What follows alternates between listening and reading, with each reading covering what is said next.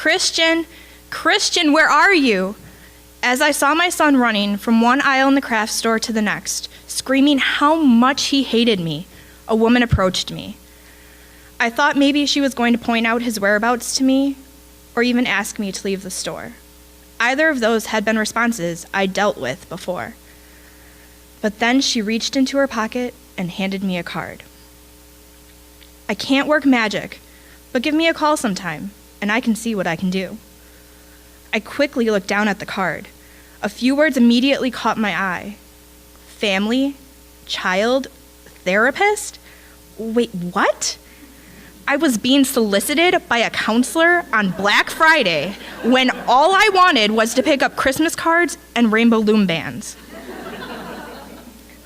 "We're fine. He's autistic and we're getting the help we need." That was all I could muster together as I saw Red, shoved the card back into her hand, and darted toward my son, who had finally had enough of the game of hide-and-seek he'd started. As we drove home, I was mad. I was mad at him for ruining a relatively good day with his shenanigans. I was mad at her for taking my attention away from my son and embarrassing me in front of what felt like the whole store, the neighborhood, and most of Milwaukee's South Side. But more importantly, I was mad at myself. I was mad that I was mad at him for being a kid.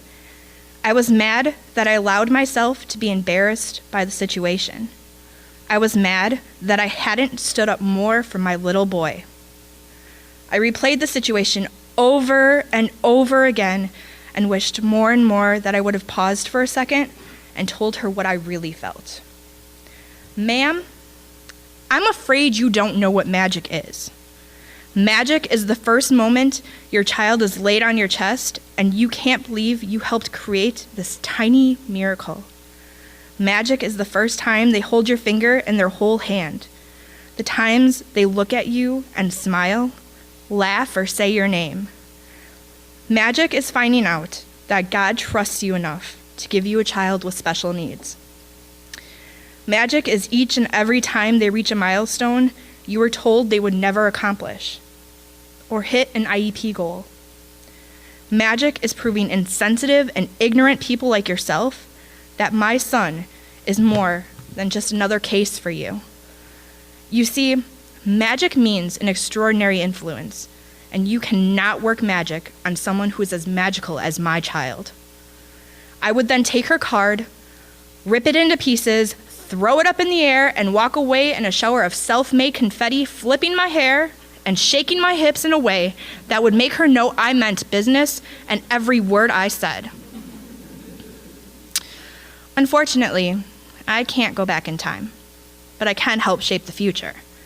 So I will keep this in my back pocket for the next time someone tells me they would like to work their magic on my son. I will also encourage all of you to speak out on behalf of your child with special needs. You are their voice.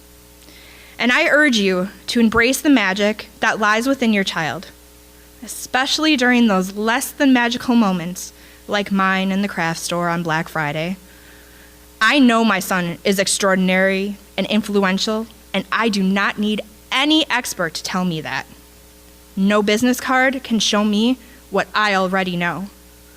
Roald Dahl once said that those who don't believe in magic will never find it. Do you believe in magic? I do.